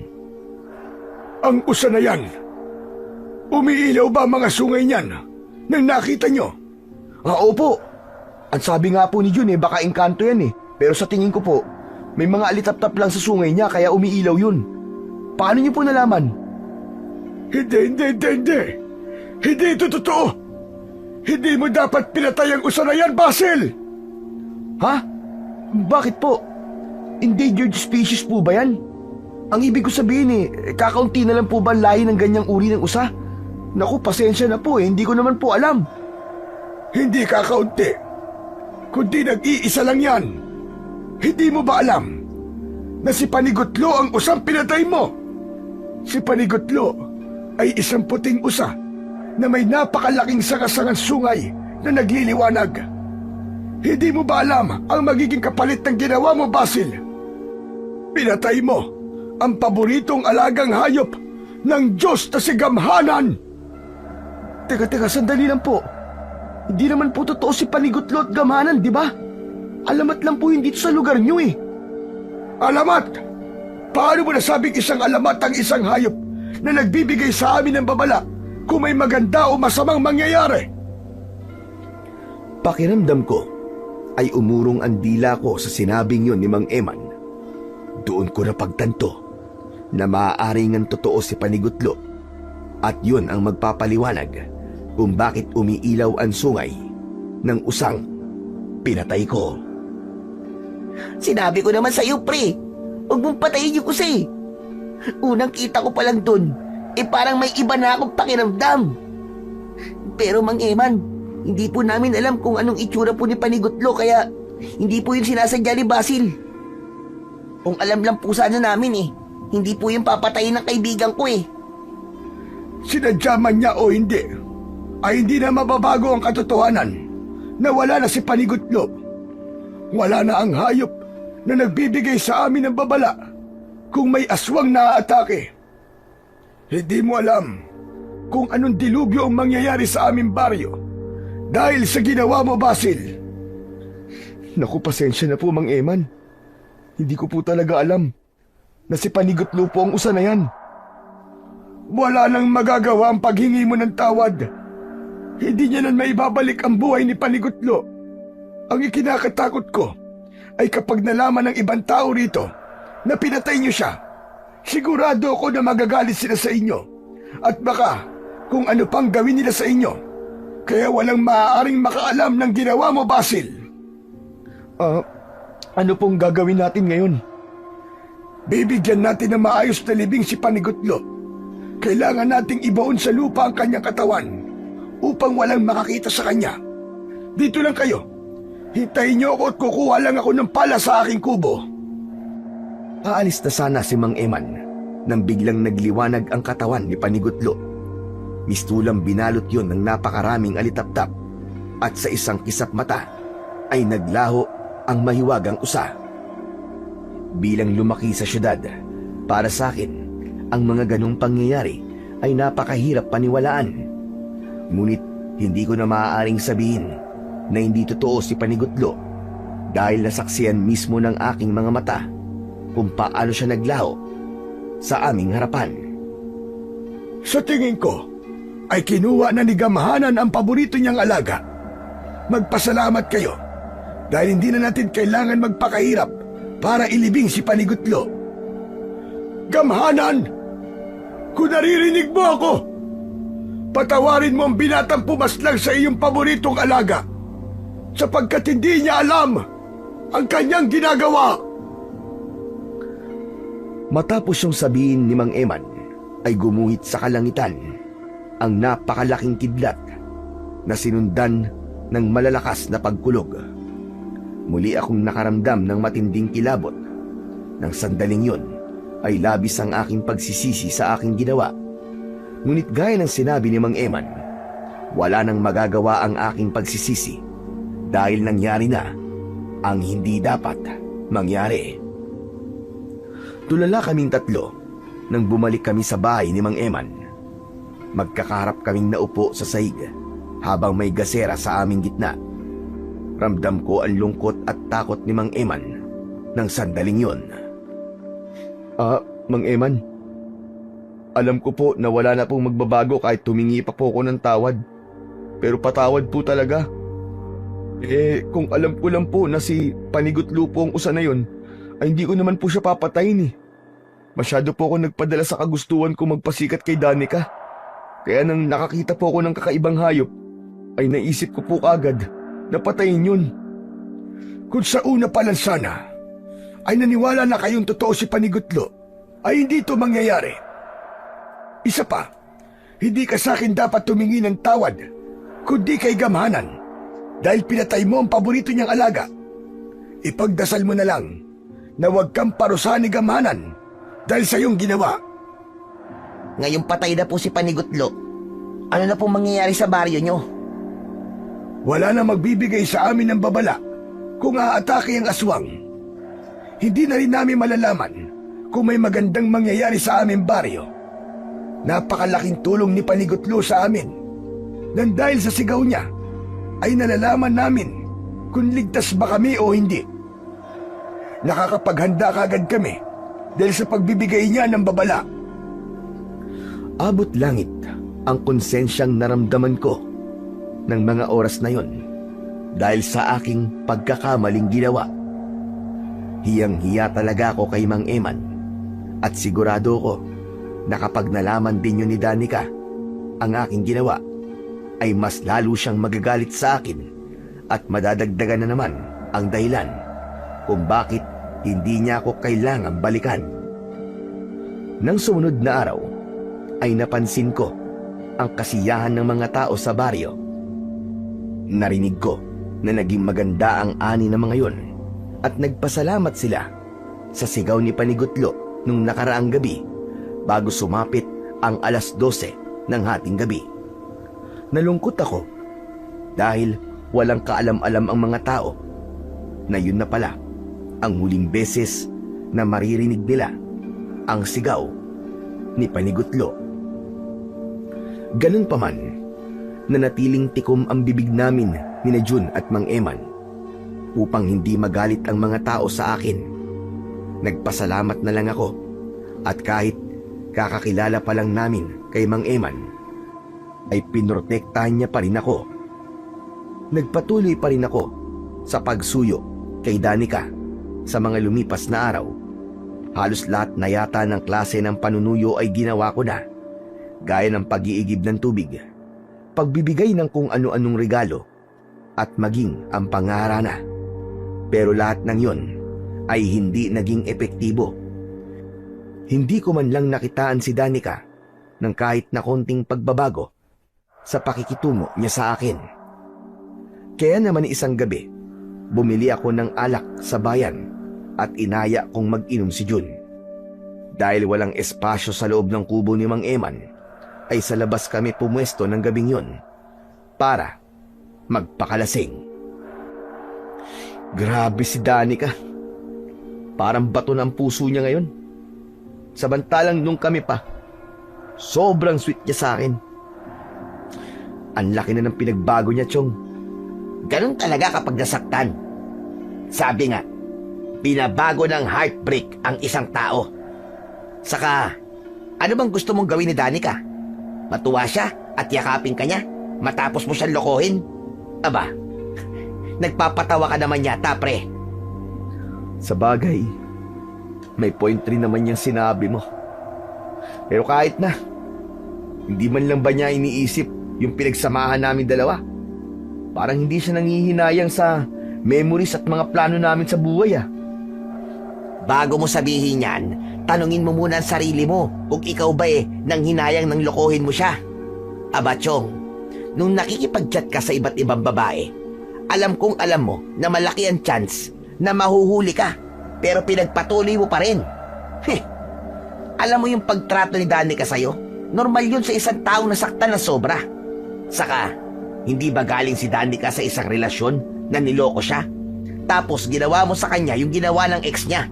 Aba, syempre naman. Hindi ka na talaga nun bibigyan ng second chance. Parang may mga kutsilyong bumaon sa dibdib ko sa mga sinabi sa akin ni Jun. Dahil doon ay narealize ko kung gaano ko nasaktan si Danica para kamuhian niya ako kahit mahal na mahal niya ako. Sa gitna ng pag-iinom namin ni Jun ay biglang lumabas si Mang Eman. Nahalata ko ang pagkabalisa niya. Mang Eman, set ka muna. O kaya samahan mo kami rito ni Basil. Mag-inuman tayo.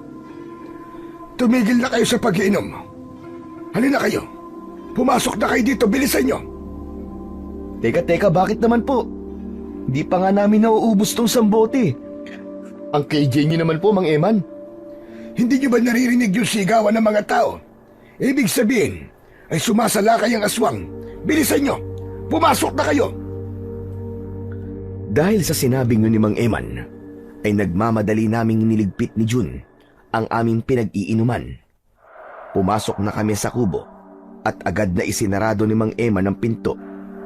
Isang agimat ang isinabit niya sa itaas ng pinto. Nang wala nang nagsasalita sa amin, ay doon ko narinig ang sigawan ng mga tao sa hindi kalayuan.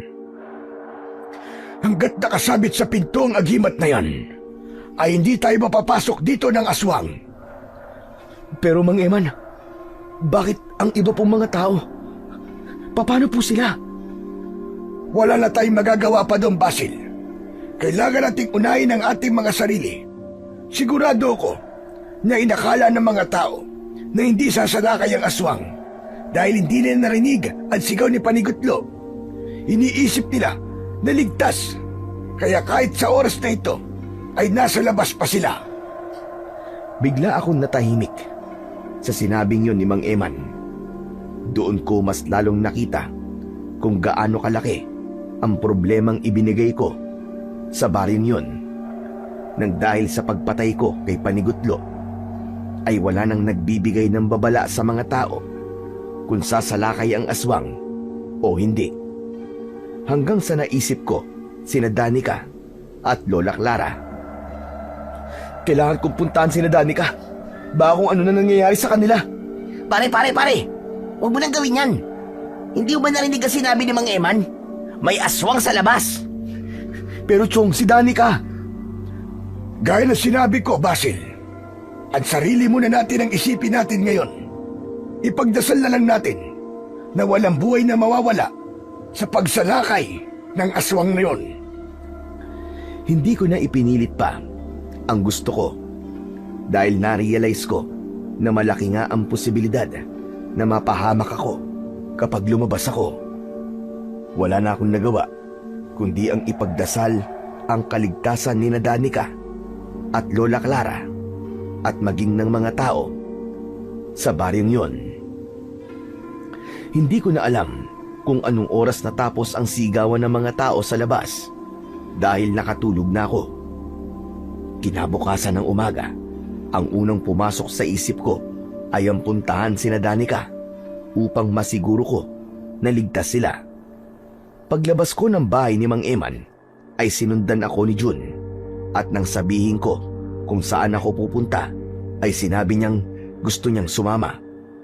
Sa paglalakad namin ni Jun ay sandali kaming napahinto nang makita namin ang mga nakahanay na bangkay ng mga tao sa gilid ng daan.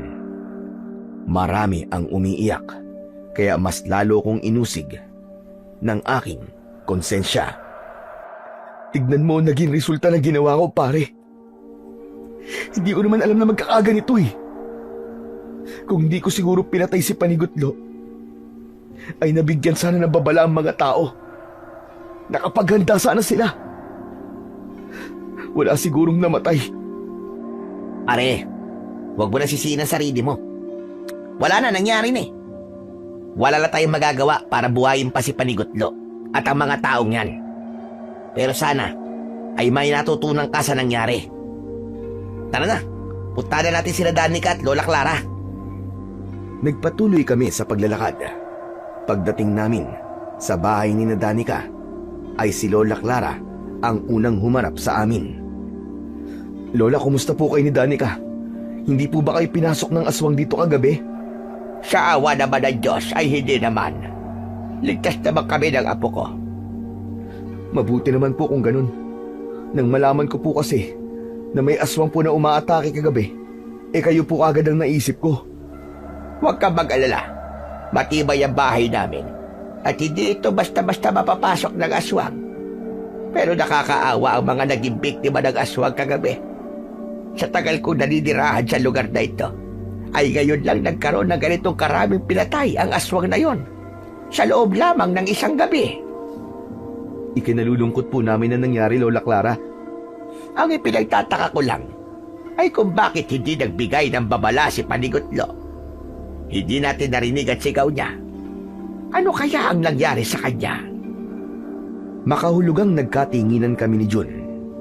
Alam kong hindi ko maaaring sabihin kay Lola Clara na napatay ko si Panigutlo. Hanggang sa lumabas ng bahay si Danica. Nabunutan ako ng tinik sa dibdib nang masiguro ko na ligtas siya. Alam mo na nangyari kagabi. Siguro naman ay may dahilan ka na para umalis na dito, Basil. Masyadong delikado para sa mga kagaya niyong dayo ang baryo namin. Hindi niyo alam ang kalakaran dito.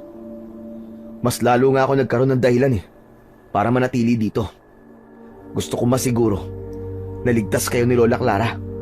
Huwag kami ang isipin mo, kundi ang sarili mo. Kaya namin yung mga sarili namin dahil matagal na kami nakatira rito. Alam niyo, maganda niyong gawin ay mag-impake na kayo at baka sa susunod ay isa na kayo sa bangkay na nakahanay dyan sa labas. Pare, tara na. Bumalik na tayo sa bahay ni Mang Eman. Sinunod ko na lang ang sinabi ni Jun. Nang nakapagpaalam na ako kina Danica at Lola Clara, ay naglakad na kami paalis. Ang bigat sa pakiramdam nang nangyayaring to, Jun. Grabe! Grabe talaga! Ako ang dahilan kung bakit hindi nakapaghanda ang mga tao. Kung pwede ko lang ibalik ang oras, ay hindi ko na sana pinatay si Panigutlo. Gusto kong isipin na panaginip lang ang lahat ng to. Alam mo, pre, wala ka nang magagawa para ibalik ang nangyari na. Ang magagawa mo na lang ay itama ang pagkakamali mo. Bumawi ka sa mga tao rito. Natigilan ako sa sinabi ni Jun. Maging sa paglalakad ay napahinto ako. May pagtatakang tinigdan ako ni Jun habang nakakunot ang noo niya. Ano nangyayari sa'yo? Tama ang sinabi mo, pare. Ako may kasalanan ng lahat ng nangyari rito. Kaya ako rin ang dapat na gumawa ng paraan para matapos na ang problema ng baryong to sa aswang na yun. Ha? Teka. Ano ba pinagsasasabi mo? Mabilis akong tumakbo habang nakasunod sa akin si Jun at tinatawag ang pangalan ko. Nang nakarating na ako sa bahay ni Mang Eman ay nakita ko siya na nagdidilig ng halaman. Agad akong lumapit sa kanya. Nasa likod ko si Jun, nahabol-habol ang paghinga at pawis na pawis. Mang Eman, pwede niyo po ba akong tulungan? Baka meron po kayo diyang agimat na maaari ko pong magamit sa pakikipaglaban po sa mga aswang. Oy, Basil! Anong pinagsasasabi mo diyang makikipaglaban ka sa aswang? Hindi ba sabi mo ay kailangan kong itama ang pagkakamali ko? Ito na yon. Ito na ang paraan para magawa ko yun. Kaya Mang Eman, nakikiusap po ako sa inyo. Baka po matulungan niyo ako. Sige na po. Ang totoo niyan, wala akong agimat para sa pakikipaglaban sa aswang. Pero kung gusto mo talagang labanan ng mga aswang, gamitin mo ang baril mo. Nakakatuwa lang na isang dayo na kagaya mo ang magkakaroon ng lakas ng loob na labanan ng aswang na matagal nang namemerwisyo sa aming baryo. Kailangan ko po itong gawin, Mang Eman, para itama po naging pagkakamali ko. Ako po ang pumatay kay Panigutlo. Kaya nawalan na po kayo na nagbibigay sa inyo ng babala sa tuwing sasalakay po ang mga aswang. Kaya ako po ang dapat na makipaglaban sa mga aswang. Habang buhay po akong uusigin ng konsensya ko kung hindi ko po yung gagawin. Wala nang nagawa si Jun para pigilan ako sa desisyon ko. Kaya naman kinagabihan ay nasa labas ako ng bahay ni Mang Eman. Hawak ko ang aking baril at may nakasabit pang itak sa aking bewang. Wala akong karanasan sa pakikipaglaban, pero nang sandaling yun ay wala na akong pakialam. Basta gusto kong patayin ng aswang upang maitama ang aking naging malaking pagkakamali. Sumapit na ang alauna ng madaling araw, pero gising na gising pa rin ako. Lumabas si Jun at lumapit sa akin. Pare, ano? Matulog ka na. Mukhang hindi naman sasalakay yung aswang ngayong gabi. Hindi pare, ganitong oras umatake yung aswang noong nakaraang gabi. Kung kinakailangang gising ako hanggang alas 5 ng umaga, ay gagawin ko. Magsasalita pa sana si Jun nang makarinig kami ng isang napakalakas na pag-angin na parang mula sa isang mabangis na halimaw. Kinilabutan ako nang sinundan yun ng pagsigaw ng mga tao sa hindi kalayuan. Naku po, mukhang sumasalakay na yung mga aswang, pare. Sabi ko naman sa'yo eh, dito ka lang pare. Kailangan ko nang umalis. Papatayin ko ang mga halimaw na yun. Sige pare, basta tatandaan mo mag-iingat ka palagi ha. Ayokong iuwi kita sa Maynila na isa ka ng malamig na bangkay. Hindi mangyayari yan, Jun. Sige na, kailangan ko na magbadali bago pa may mapatay na naman ang mga aswang na yon. Pagkatapos kong sabihin yon, ay nagmamadali akong tumakbo sa pinanggalingan ng mga sigawan. Hindi nagtagal ay nakita ko ang isang nilalang na noon ko lang nakita sa buong buhay ko. Isa yung malahalimaw na nilalang na may makapal na balahibong itim. Matutulis ang kuko at ngipin nun. Meron yung mapupulang mga mata na parabang umiilaw sa dilim. Alam kong yun na ang aswang. Malalaki ang hakbang ng aswang papunta sa isang bahay. Bago pa siya tuluyang makapasok doon, ay itinutok ko na sa kanya ang shotgun at binaril ko siya. Napalingon ng aswang papunta sa akin nang tinamaan siya ng bala ko sa balikat niya. Binalot ako ng matinding takot nang mabilis siyang tumakbo papalapit sa akin. Ngunit ganun pa man, nilakasan ko ang aking loob at muli ko siyang binaril ng magkakasunod. Nagawang iwasan ng aswang ang mga bala ng shotgun ko. Mataas siyang tumalon at nagawa niya akong masunggaban. Natumba ako habang nakaibabaw ang aswang sa akin. Sa gilid ng aking mga mata ay nakita ko ang mga taong takot na nakatingin sa akin. Kabilang na rin doon sina Danica, Lola Clara, Jun at Mang Eman. Nang nakita ko sila ay para akong nagkaroon ng lakas ng loob na talunin ang aswang. Agad kong hinugot ang itak at buong puwersa kong isinaksak yon sa tagiliran ng aswang. Umalingaw-ngaw ang napakalakas na sigaw ng aswang. Sinamantala ko yon at malakas ko siyang sinipa. Nang makalayo ako sa aswang, ay muli kong nilagyan ng bala ang baril. Pinaputok ko yun at tumama ang bala sa dibdib ng aswang. Hayop kang aswang ka! Demonyo ka! Napakatagal mo nang namemerwisyo sa lugar na ito. Oras na para matapos na ang kasamaan mo. Lalo na ang pagpatay mo sa mga tao dito. Tatlong magkakasunod na putok ang pinakawalan ko at lahat ng yun ay tumama sa noo mismo ng aswang. Agad na bumagsak ang aswang sa lupa at matapos yun ay malakas na nagsigawan ng mga tao nang dahil sa labis na kasiyahan. Lahat sila ay naging saksi sa kung paano ko tinapos at pinatay ang aswang na ilang taon nilang kinatatakutan. Tuwang-tuwa na lumapit sa akin sina Jun at Mang Eman. Yun! Ang galing mo, Chong! Ang galing mo! Grabe ka pala! Hindi ako makapaniwala na mapapatay mo yung aswang! Ang tapang mo, Chong! Ang galing mo! Ikaw lang naman ang walang tiwala sa akin, Chong eh. Anong walang tiwala sinasabi mo? Palagi kaya ako naniniwala sa'yo, kaya nga sumama ako sa'yo dito eh. Hindi nagtagal ay lumapit na rin sa amin sina Danica at Lola Clara. Kahit galit ako sa'yo, ay hindi pwedeng hindi ako magpasalamat sa ginawa mo, Basil. Salamat sa'yo. Dahil ang totoo, ay walang may lakas ng loob na labanan ng aswang na yan.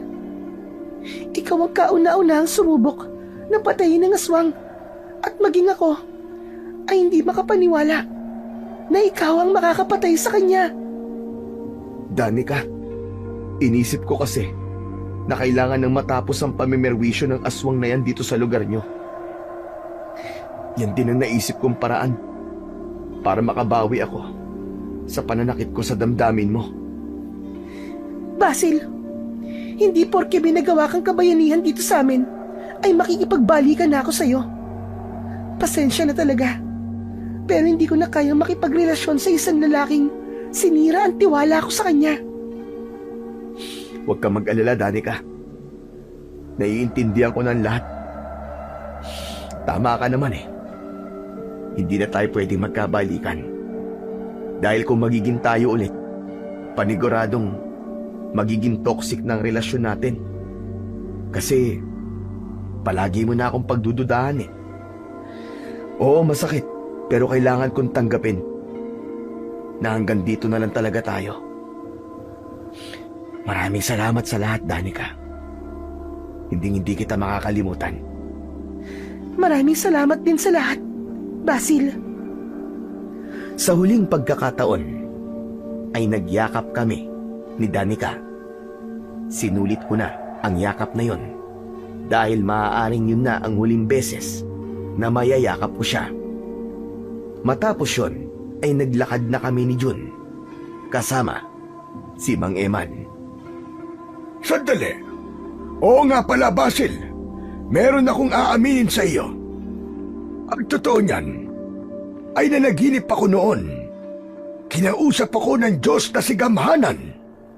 Sinabi niya sa akin na may isang dayo ang darating dito na siyang papatay sa aswang.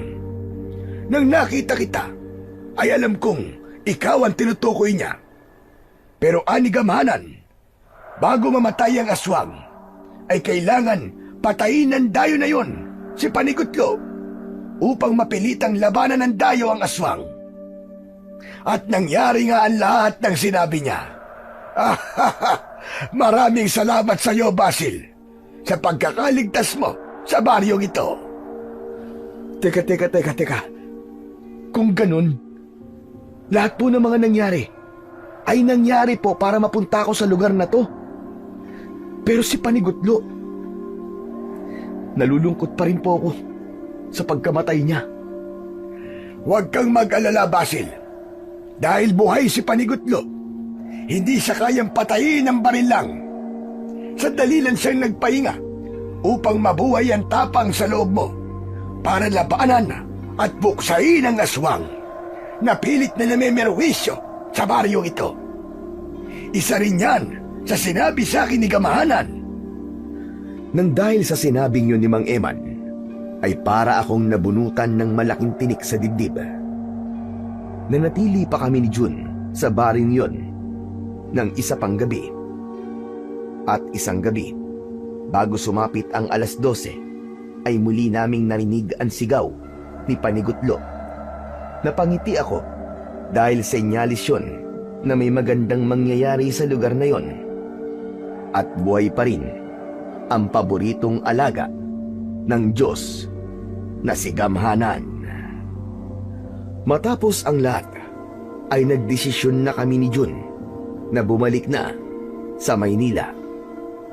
Masaya ko dahil alam kong ligtas na ang baryo ni Danica mula sa aswang. At ang pinakamahalaga sa lahat ay buhay pa rin si Panigutlo, ang magbibigay babala sa mga tao kung may darating bang suwerte o malas. Habang nakasakay kami sa eroplano, ay napaisip ako sa lahat ng nangyari sa amin sa Aklan. Unti-unti kong tinanggap na hindi na nga kami magkakabalikan pa ng dati kong nobya na si Danica. Ipinagdasal ko na lang na sana ay makahanap si Danica ng lalaking mamahalin siya ng totoo at hinding-hindi siya sasaktan. Natutunan kong ang pagmamahal ay maaari ring maipakita sa pagtanggap at pagbabago. At higit sa lahat, natutunan kong igalang at irespeto ang paniniwala ng ibang tao.